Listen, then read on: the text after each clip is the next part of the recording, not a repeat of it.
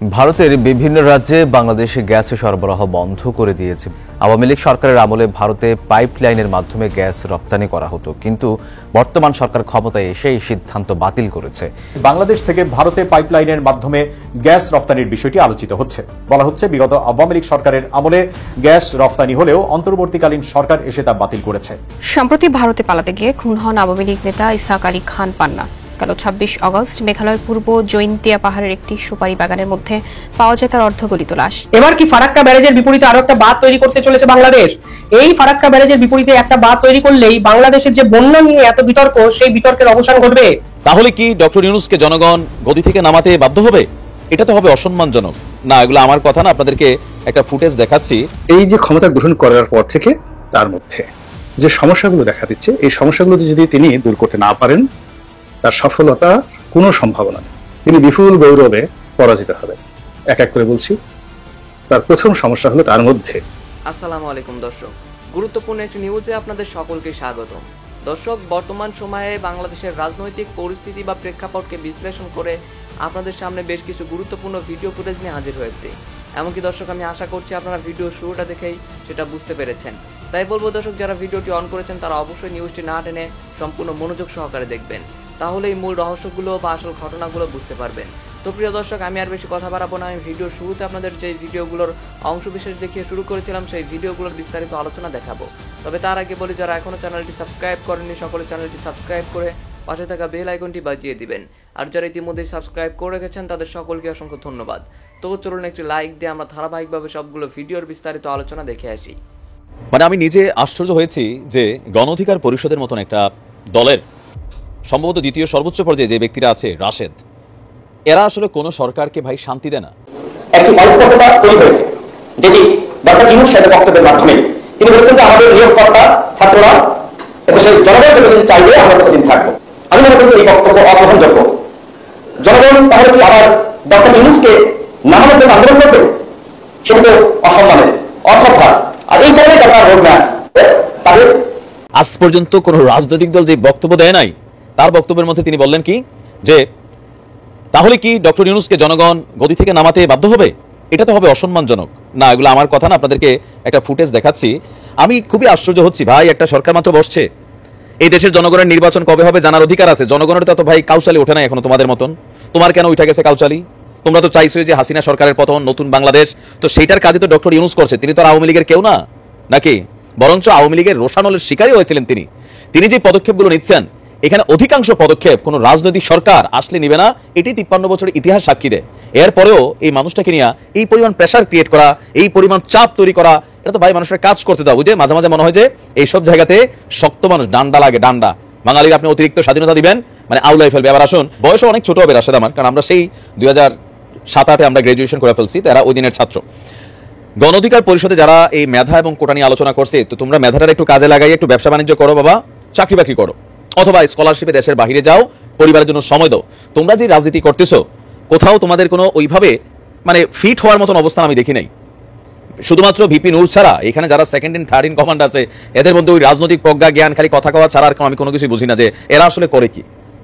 তো কেউ কেউ বলেন যে বিকাশ ব্যবসাটা এখন ভালো যাচ্ছে না বিভিন্ন ইস্যুতে, তো এখন ইনকাম টিনকাম অফ, কারণ ডক্টর ইউনূসের সরকার যতক্ষণ ক্ষমতায় আছে তখন তো আর এখানে অস্থিতিশীল পরিবেশ নাই যে আন্দোলন বেগবান করতে হবে, রাজপথে নামতে হবে, তখন বিদেশ থেকে কিছু ফান্ডিং টান্ডিং আগে আসতো, এগুলো নাই। ডক্টর ইউনূস সাহেবের যতদিন মনে হয় বাংলাদেশের জনগণ গণ অধিকার পরিষদ ছাড়া বাংলাদেশে ডাক দিলে ভালো মানের অ্যাক্টিভ কর্মী হয়তো আপনি 100 খুঁজে পাবেন, এর বেশি পাবেন না। বাট বাংলাদেশের জনগণ ডক্টর ইউনূস সরকারের উপরে এই মুহূর্তে আস্থাশীল। তিনাকে ওই পর্যন্ত সময় দিতে চায়, কোন পর্যন্ত? যতক্ষণ পর্যন্ত না সম্পূর্ণ রাষ্ট্র ব্যবস্থাকে, এই দেশের শান্তিকামী জনতা, আমাদের প্রধান যে রাজনৈতিক দলগুলো আছে, যে যে দলই করি, বাট যারা একটা সুন্দর বাংলাদেশ চেয়েছি, আগামী দিনে একটা উজ্জ্বল ভবিষ্যৎ বাংলাদেশ হবে এমন বাংলাদেশ চেয়েছি, যেখানে নিরাপত্তা থাকবে, যেখানে রাজনৈতিক প্রেক্ষাপট পরিবর্তন হলে ভাঙচুর, লুটপাট, মিথ্যা মামলা, হয়রানি এগুলো থাকবে না। এই বাংলাদেশকে গড়তে গেলে যেখানে পুলিশ বাহিনী কোনো রাজনৈতিক সরকারের তাবেদারি করবে না, নির্বাচন কমিশন কোনো আজ্ঞাবহ কমিশন হবে না, আমাদের মেয়েরা বোনেরা ঘর থেকে বের হবে, নিরাপত্তা নিয়ে ঘরে ঢুকবে, এই যে একটা বাংলাদেশ বৈষম্য বিরোধী আমরা চাচ্ছি, এত তাড়াহুড়া কেন তোমাদের?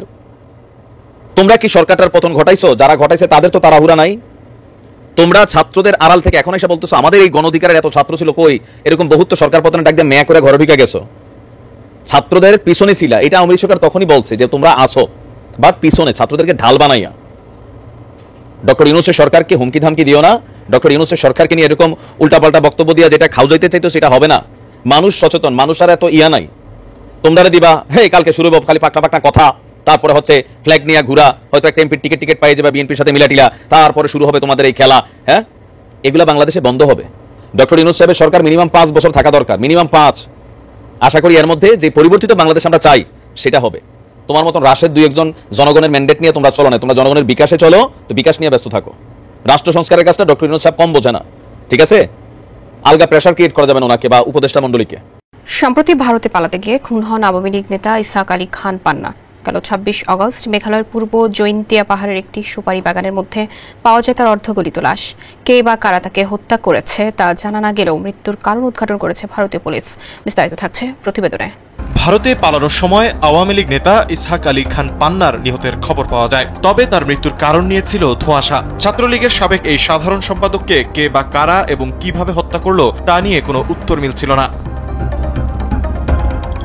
তবে গতকাল এ বিষয়ে রিপোর্ট প্রকাশ করেছে ভারতীয় পুলিশ। বৃহস্পতিবার ভারতীয় সংবাদ মাধ্যম এনডিটিভি এক প্রতিবেদনে তা প্রকাশ করে। প্রতিবেদনে বলা হয়, হাসিনা সরকারের পতনের পর পান্না দেশ ছেড়ে পালিয়ে যাচ্ছিলেন, তবে এ সময় তাকে হত্যা করা হয়। মেঘালয়ে বাংলাদেশ সীমান্তের কাছেই মেলে তার লাশ। এই মুহূর্তে তার মৃতদেহটি ভারতের মেঘালয় রাজ্যে রয়েছে। রাজ্যের পুলিশের সূত্র অনুযায়ী পোস্টমর্টেম রিপোর্ট বলছে তাকে শ্বাসরোধ করে হত্যা করা হয়েছে। এছাড়া তার শরীরে একাধিক আঘাতের চিহ্ন পাওয়া গেছে বলে জানানো হয়। তার কপালে আঘাত এবং ক্ষত চিহ্ন রয়েছে বলেও ময়নাতদন্ত প্রতিবেদনে উল্লেখ করা হয়েছে। মেঘালয় পুলিশ আরও জানায়, গত 26 আগস্ট মেঘালয়ের পূর্ব জৈন্তিয়া পাহাড়ের দোনাভাই গ্রামের একটি সুপারি বাগানের মধ্যে পিরোজপুর জেলা আওয়ামী লীগের নির্বাহী কমিটির এই সদস্যের আধা পচা মৃতদেহ পাওয়া যায়। এই এলাকাটি ভারত বাংলাদেশ সীমান্ত থেকে 1.5 কিলোমিটার দূরে। পান্নার বহন করা পাসপোর্ট থেকে মরদেহের পরিচয় শনাক্ত করা হয়। গত 5 আগস্ট শেখ হাসিনা পদত্যাগ করে দেশ ছেড়ে পালিয়ে যাওয়ার পর থেকেই রাজধানী ঢাকায় আত্মগোপনে ছিলেন পান্না। পরে তিনি সিলেট থেকে সীমান্ত পেরিয়ে ভারতে যাওয়ার সিদ্ধান্ত নেয়। পরিকল্পনা মতো সিলেটের গোয়াইনঘাট উপজেলার তামাবিল এলাকা দিয়ে ভারতের মেঘালয় রাজ্যের ডাউকি এলাকায় প্রবেশ করেন। তবে পরে তার মৃত্যু ও মরদেহ উদ্ধারের খবর পাওয়া যায়। ইসহাক আলী খান পান্না 1994 সালের সম্মেলনে বাংলাদেশ ছাত্রলীগের সাধারণ সম্পাদক নির্বাচিত হন। 2012 সালে আওয়ামী লীগের সম্মেলনের পর দলের কেন্দ্রীয় উপকমিটির সহ সম্পাদক এবং পরে বিভিন্ন উপকমিটি ও পিরোজপুর জেলা আওয়ামী লীগের সদস্য হয়েছিলেন তিনি। এবার কি ফারাক্কা ব্যারেজের বিপরীতে আরো একটা বাঁধ তৈরি করতে চলেছে বাংলাদেশ? এই ফারাক্কা ব্যারেজের বিপরীতে একটা বাঁধ তৈরি করলেই বাংলাদেশের যে বন্যা নিয়ে এত বিতর্ক, সেই বিতর্কের অবসান ঘটবে। এবং আরো একটা উল্লেখযোগ্য প্রশ্ন সেক্ষেত্রে উঠেছে যে এই ফারাক্কা ব্যারেজ 50 বছর ধরে শুধু কি বাংলাদেশের কাছে অভিশাপ, নাকি এই ফারাক্কা ব্যারেজের জন্য সব থেকে ক্ষতিগ্রস্ত হয়েছে ভারত এবং ভারতের কিছু রাজ্য জেলা? এই সমস্ত প্রশ্নের উত্তর দিতে আজকের এই ভিডিও। বর্তমানে বাংলাদেশের চাপাই নবাবগঞ্জ থেকে 18 কিলোমিটার দূরে মুর্শিদাবাদের উপর ফারাক্কা ব্যারেজ অবস্থান করছে। এই ফারাক্কা ব্যারেজের কাজ শুরু হয়েছিল 1961 সালে, যা শেষ হয় 1974 সালে। এই বাঁধটির দৈর্ঘ্য 2.24 কিলোমিটার। এই বাঁধটি বর্তমানে গঙ্গা নদীর গতিপথকে নিয়ন্ত্রণ করতেই শুধু ব্যবহার করা হয় না, সড়কপথ এবং যোগাযোগ ব্যবস্থা উন্নতি করার জন্য এই বাঁধের উপরে সেতু তৈরি করে ফারাক্কা ব্যারেজও তৈরি করা হয়েছে। কিন্তু ভারত এই বাঁধ কেন তৈরি করলো? আপনারা জেনে অবাক হবেন, এই বাঁধ তৈরির মূল পরিকল্পনা কিন্তু হয়েছিল ব্রিটিশ আমলে। ব্রিটিশরা ব্যবসা বাণিজ্য করার জন্য কলকাতা বন্দর ব্যবহার করত। এই কলকাতা বন্দর ছিল হুগলি নদীর তীরবর্তী একটা জায়গা। এই হুগলি নদীর গভীরতা ক্রমে এতটাই কমতে থাকে যে বড় বড় জাহাজ ঢুকতে সে সময় সমস্যা হয়েছিল। ফলে 1950-এর পরে ব্রিটিশরা 5টা কমিশন বসিয়ে ঠিক করে এই হুগলি নদীর জলপথকে তারা পরিষ্কার করবে এবং গভীরতাকে ঠিকঠাক বজায় রাখবে, যেন পাশ্চাত্যের সঙ্গে তাদের যোগাযোগ ব্যবস্থা উন্নত থাকে। ঠিক তার জন্যই তারা ফারাক্কা ব্যারেজ করে গঙ্গা নদীর গতিপথকে ঢুকিয়ে প্রাকৃতিক উপায়ে হুগলি নদীকে ড্রেজিং করতে চেয়েছিল।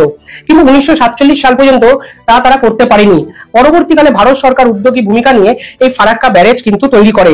1950-60 দশকে এই সময়টা থেকে ফারাক্কা ব্যারেজের পরিকল্পনা শুরু হওয়ার কথা হলেও 1953-এর পর তৎকালীন পাকিস্তান সরকার সব থেকে বেশি এই বাঁধের বিরোধিতা করে। কিন্তু ভারত এই বাঁধ কিন্তু নির্মাণ কার্য সম্পূর্ণ করেছিল। 1974 সালের 16 মে মুজিবুর রহমান এবং ইন্দিরা গান্ধীর মিটিং এই ঠিক করা হয় ফারাক্কা ব্যারেজকে বাংলাদেশের অনুমতি ছাড়া কোনোদিন খুলবে না ভারত। যদিও 1975 সালের 21 এপ্রিল থেকে 31 মে এই সময়কালে ফারাক্কা ব্যারেজ খোলা হয়েছিল বাংলাদেশের অনুমতি নিয়ে। প্রাথমিকভাবে ঠিক হয় এই যে হুগলি নদী, এই হুগলি নদীর পলি কতটা পরিষ্কার করতে পারছে গঙ্গার জল, সেটি দেখার জন্য কিন্তু ফারাক্কা ব্যারেজকে খোলা হবে। কিন্তু ভারত এবং বাংলাদেশের সম্পর্ক ক্রমেই তলানিতে গিয়ে থাকে। তাই বাংলাদেশ অভিযোগ করে 1978, 1982, 1985 এবং 1992 এই 4 বছরে জলবন্টন চুক্তি হয়েছিল ভারত এবং বাংলাদেশের মধ্যে ফারাক্কা ব্যারেজকে কেন্দ্র করে। সেই জলবন্টন চুক্তি নাকি ভারত কোনো ক্ষেত্রেই মানেনি। প্রাথমিকভাবে প্রায় 100 কিউসেক জল ছাড়ার কথা থাকলেও 1976 সালে 11.30 কিউসেক জল ছাড়ে নাকি ভারত, অর্থাৎ 100 কিউসেক পরবর্তীকালে হয়েছিল 350-400 কিউসেক এবং এক ধাপে 1100 কিউসেক জল ছাড়ার ফলে বাংলাদেশ নাকি ক্ষতিগ্রস্ত হয়। আপনারা জেনে অবাক হবেন এই পুরো বিষয়টা আন্তর্জাতিক ট্রাইব্যুনালে গিয়েও কিন্তু পৌঁছায় এবং ইউনেস্কোর সভাতে গিয়ে এই ফারাক্কা ব্যারেজ নিয়ে বা জাতিসংঘে বারবার ফারাক্কা ব্যারেজ নিয়ে বাংলাদেশ কিন্তু তাদের অধিকার আদায় করার জন্য উঠে পড়ে লাগে। কিন্তু ভারত সরকার বর্তমান সময় একটা অদ্ভুত সমস্যার মধ্যে পড়েছে বলা চলে, কারণ নীতিশ সরকার, বিহারের যে প্রাক্তন মুখ্যমন্ত্রী, তিনি স্বয়ং ফারাক্কা ব্যারেজ নিয়ে একাধিক অভিযোগ করেছিলেন। বিহারে যখন বন্যা হয়েছিল তখন নীতিশ সরকার বলেছিলেন ফারাক্কা ব্যারেজের জন্য গঙ্গা নদীর যে গতিপথ সেটা এতটাই ধীর হয়ে গেছে ফলে জল গিয়ে বঙ্গোপসাগরে মিশতে পারছে না। পরিষ্কার ইঙ্গিত করেছিলেন উত্তরপ্রদেশ থেকে এই গঙ্গা বিহারে আসতে যতটা সময় লাগছে ঠিক তার থেকে 4 গুণ সময় বেশি লাগছে, অর্থাৎ বিহার থেকে বঙ্গোপসাগরে গিয়ে মিশতে। অর্থাৎ ফারাক্কা ব্যারেজ শুধু যে বাংলাদেশের সমস্যা সেরকম মনে করেন না অনেক নদী বিশেষজ্ঞই। অনেকে মনে করেন এই ফারাক্কা ব্যারেজ তৈরি হয়েছিল অপরিকল্পিত একটা পরিকল্পনায়। কেন বলছি সে কথা, আপনি যদি তথ্য দেখেন তাহলে দেখতে পাবেন বাঁধ থেকে খালের দৈর্ঘ্য প্রায় 40 কিলোমিটার জায়গা এবং বিজ্ঞান, অর্থনীতি বা রাজনীতি কোনো ক্ষেত্রেই কোনো নিয়ম মেনে এই বাঁধ তৈরি করা হয়নি। এবং যে কারণে বাঁধ তৈরি করা হয়েছিল, অর্থাৎ কলকাতা বন্দর সংলগ্ন পলি পরিষ্কার করার জন্য আজ 50 বছর পরে গিয়েও কলকাতা বন্দরের সেই পলি পরিষ্কার করার কাজ সম্পূর্ণ হয়নি। ফলে এই প্রশ্ন ওঠে, ফারাক্কা ব্যারেজ সত্যিই কি একটা লস্ট মেকিং প্রজেক্ট? শুধুমাত্র ব্যারেজকে কেন্দ্র করে তাপবিদ্যুৎ উৎপাদন হয়েছে, কিন্তু প্রতি বছর মালদা এবং মুর্শিদাবাদের বিস্তীর্ণ অঞ্চলে যে নদী ভাঙন তৈরি হয়েছে সেই নদী ভাঙনের জন্য কি ফারাক্কা ব্যারেজই দায়ী? আপনি যদি নদীর গতিপথ নিয়ে আলোচনা করেন তাহলে দেখতে পাবেন উঁচু জায়গা, অর্থাৎ যে জায়গা থেকে নদী প্রবাহিত হয় সেটি সবসময় উঁচু থেকে নিচের দিকে ধাবিত হয়। অর্থাৎ বাঁধের বিপরীতে বাঁধ হলে তাহলে গতিপথ তো স্তব্ধ শুধু হবে না, গতিপথ স্তব্ধ করার পর সেই জল ভারতে আর ফিরে আসবে না, কারণ গঙ্গা নদীর গতিপথ বাংলাদেশ অভিমুখে ধাবিত হয়েছে। অর্থাৎ ভারত উঁচু জায়গায় এবং বাংলাদেশ নিচু জায়গায় অবস্থান করছে। এখানে বাঁধ তৈরি করে, অর্থাৎ ভারতের ফারাক্কা ব্যারেজ তৈরি করলে এই উঁচু থেকে নিচু এই গতিপথকে ঠেকানো সম্ভব, অর্থাৎ এই উচ্চ প্রবাহকে কন্ট্রোল করা সম্ভব। দর্শক, আমি আশা করছি আপনারা সকলেই অত্যন্ত মনোযোগ সহকারে সবগুলো ভিডিওই দেখেছেন। এমনকি দর্শক, যদি এই ভিডিওগুলো সম্পর্কে আপনাদের কোনো মতামত থেকে থাকে তাহলে তো অবশ্যই জানাবেন। দর্শক, সবশেষে জানাবেন আপনি কোন জায়গা থেকে আজকের এই নিউজটি দেখেছেন। ভিডিওটি শেষ করছি এখানেই, ফিরছি পরবর্তী নিউজে নতুন কোনো টপিকে। আল্লাহ হাফেজ।